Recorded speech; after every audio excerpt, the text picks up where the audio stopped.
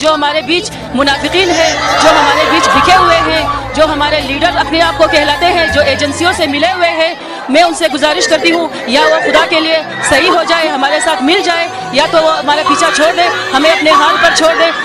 ऐसे भी लाशें हैं कि जिनके कोई ज़रा बराबर भी टुकड़े नहीं मिले। अब किरानी में जो धमाका हुआ वहाँ पर छोटे छोटे बच्चों के उंगलियों के निशान भी नहीं मिले।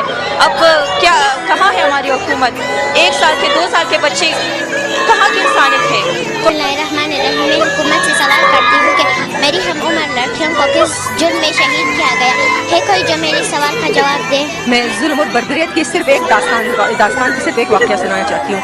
हॉस्पिटल में हम लोग कल गए थे, वहाँ पर एक 4 साल का मासूम बच्चा, सर उसका जख्मी बहुत बुरी तरह, बिस्तर पर लेटा हुआ, सिर्फ ऐसे देख रहे जैसे मतलब इतना खौफजदा वो कि देख रहा है इर्द गिर्द अपने छोटा सा बच्चा 4 साल का, अगर वो जख्मी हो तो चिल्ला के रोता है, मगर वो बच्चा मैंने देखा सिर्फ उसकी आंखों से आंसू जारी थे, एक आवाज़ उसके मुंह से नहीं निकल रहा था, इतना वो बच्चा खौफजदा था।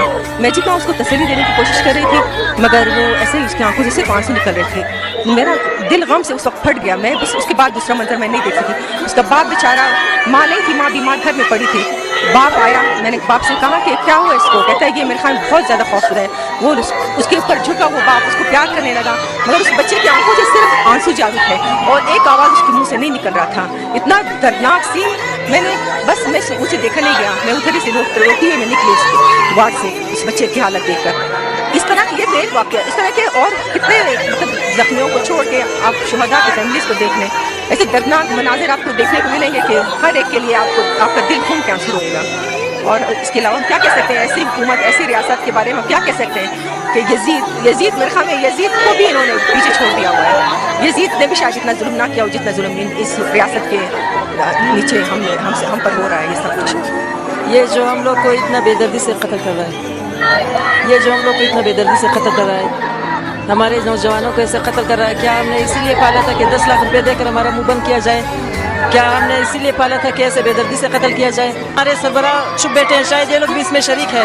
इसीलिए मैं कहना चाहती हूँ कि हमारा बका किया जाए, हमारा कोई इंसाफ दिया जाए।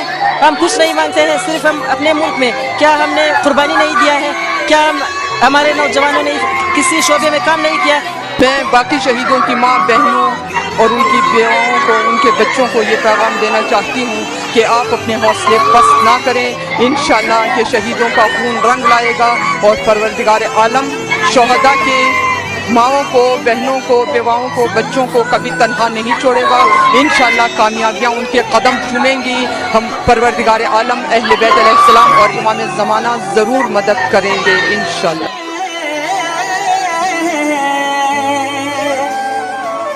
मेरी बातों में अली है,